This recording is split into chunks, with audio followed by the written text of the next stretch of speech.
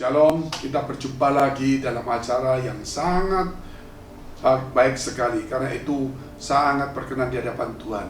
Yaitu kita mulai bergaul dengan Tuhan, mencari wajah Tuhan. Dan kita tutup hari ini yaitu bersama dengan Tuhan, supaya jiwa kita tenang dan juga jiwa kita menjadi segar, supaya hidup kita besok bangun pagi kita mengalami kekuatan, kesegaran, pemulihan, hikmat daripada Tuhan. Mari kita tunduk kepala kita, berdoa terlebih dahulu. Bapa kami dalam surga, yang kami kenal di dalam nama Tuhan Yesus, memberkati setiap kami Tuhan, di dalam persoalan pergumulan apapun juga. Biar kami mendapatkan kekuatan demi kekuatan daripada Tuhan. Biar kasih karunia yang Kau berikan kepada kami Tuhan, yaitu kekuatan kasih karunia yang bisa menyelamatkan kami, yang bisa mengampuni dosa kami. Kekuatan kasih karuniamu Tuhan, yang memberikan kepada kami kesehatan, waktu, hikmat, hati kami, sehingga itu boleh kami pakai untuk kemuliaan nama-Mu. Di dalam nama Yesus kami berdoa untuk mereka yang dalam masalah, persoalan tantangan, dalam jodoh, karir, Tuhan, dan profesi, pekerjaan, rumah tangga, kesehatan, keuangan mereka. Mereka yang depresi, stres, mereka Tuhan yang sendiri, yang dikecewakan, hatinya yang pahit, yang dirugikan, yang ditipu, yang tidak punya pengharapan, yang susah. Kiranya Tuhan Kau mau hibur mereka, Engkau kuatkan mereka, segarkan jiwa mereka, pulihkan dan sembuhkan bagi yang sakit di dalam nama Tuhan Yesus. Haleluya, amin. Saudara, kalau kita bicara tentang kekuatan, berapa sih kekuatan kita? Ya, kalau kita nggak tidur 1 hari bisa, 2 hari bisa, 3 hari, nah tentunya sudah mulai turun kondisi kita. Demikian kalau kita sakit flu atau COVID ini, saudara, kalau kita telat makan, tambah parah. Tapi kita mau makan, rasanya nggak mampu, nggak enak, justru dipaksa. Masa kita kalah dengan rasa itu? Padahal ada rasanya, cuma lidah kita yang dirasakan sepertinya hilang. Kita harus bisa mengalahkan diri kita. Ada kalanya saudara, yang kita makan tetap sama, hanya saudara rasanya. Mungkin pada waktu kita makan yang enak kita nggak sakit, tapi kita mikir yang lain. Kita berbincang-bincang, kita lupa juga rasa enaknya ini. Ya kita makan semua, cuma kita ingat waktu bayarnya, wah kok mahal itu saudara. Jadi nikmatilah hidup ini dan ingat saudara, ketika kita lemah ada kasih kekuatan karunia kuasa Tuhan sempurna dalam hidup kita. Itulah kita belajar di tengah kelemahan kita, jangan putus asa. Biarlah kuasa Allah semakin sempurna. Di tengah kelemahan kita tidak berdaya. Biarlah kekuatan kasih karunia Allah melimpah dalam hidup kita. Kita baca dulu firman Tuhan 2 Korintus pasal 1 ayat 12. Inilah yang kami megahkan, yaitu bahwa suara hati kami memberi kesaksian kepada kami bahwa hidup kami di dunia ini, khususnya dalam hubungan kami dengan kamu, dikuasai oleh ketulusan dan kemurnian dari Allah, bukan oleh hikmat dunia, tetapi oleh kekuatan kasih karunia Allah. Wah, luar biasa. Jadi di sini Paulus menekankan saudara bahwa hubungannya dia dengan jemaat, dengan orang lain, itu hubungan yang tulus, yaitu dari Allah. Ya, bukan dari hikmat dunia, dikatakan. Ya, bukan dari hikmat dunia, tetapi juga dari kemurnian hati, terutama dari kekuatan kasih karunia Allah. Mungkin bertanya apa yang maksudnya ya? Paulus itu memberikan dirinya kepada Tuhan, sehingga dia disuruh oleh Tuhan, diutus oleh Tuhan, menjumpai orang-orang, supaya mereka mendapatkan kasih karunia Allah, yaitu keselamatan di dalam iman kepada Yesus Kristus. Bukan iman kepada perbuatan baik, bukan iman kepada amal, bukan iman kepada ibadah, tetapi iman kepada Yesus Kristus. Sehingga iman itu kemudianlah saudara boleh menghasilkan perbuatan baik, ucapan syukur, doa, ibadah, dan sebagainya. Namun di sini kalau kita melihat bahwa Paulus diutus Tuhan itu dengan tulus, ya, dengan tulus, ya, dan kemurnian hati, sehingga dia melayani bukan dengan kekuatannya dia sendiri, tetapi dia katakan oleh kekuatan kasih karunia Allah. Kalau dia melayani sendiri tanpa kasih karunia Allah, orang baik tapi belum tentu masuk surga.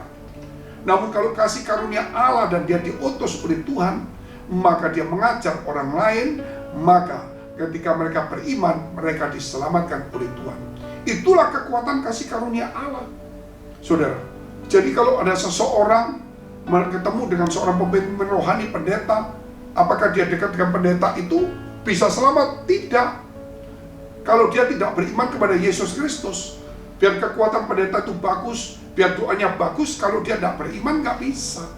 Justru pendeta itu diutus dengan kekuatan dari kasih karunia Allah, sehingga pendeta itu, saudara, ketika ada orang dekat dengan dia, diimpartasikan kasih karunia itu, sehingga orang itu beriman kepada Yesus, dan itulah dia mendapatkan keselamatan. Ini yang dimaksud seperti itu.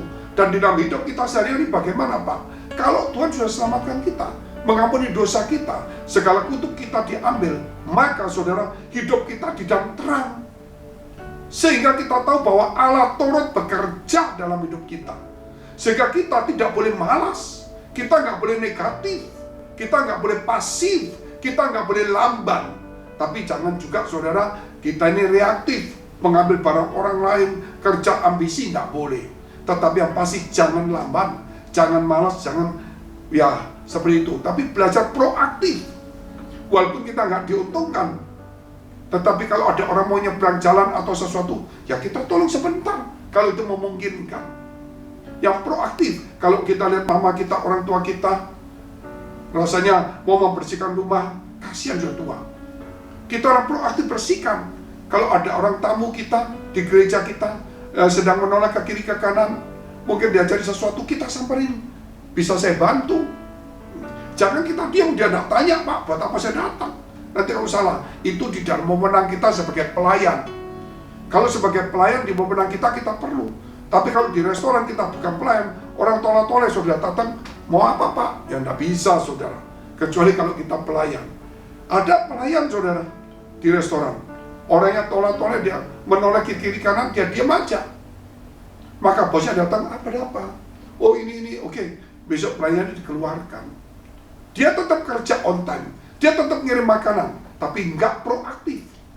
Sebab itulah, saudara, hari ini kita diajarkan supaya kita belajar proaktif.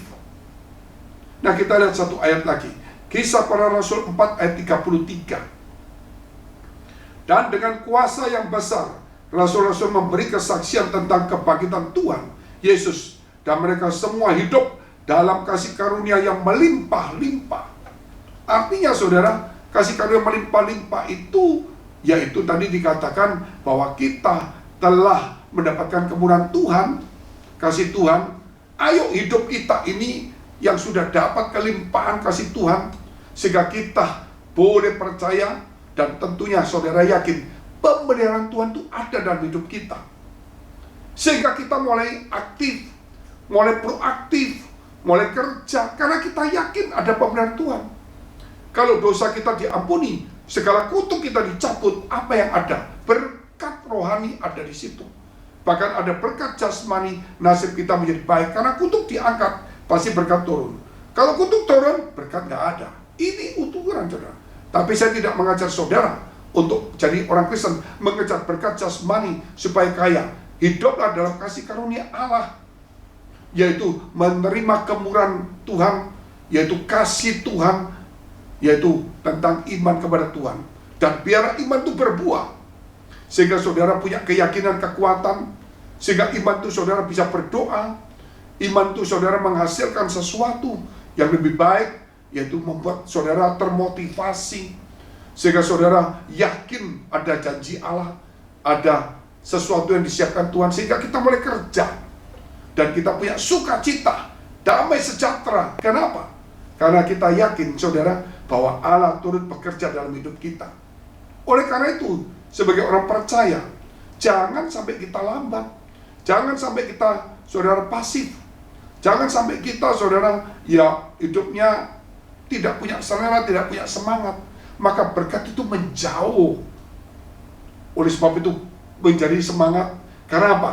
Saudara, karena kita tahu kekuatan kasih karunia Allah yang menggerakkan kita.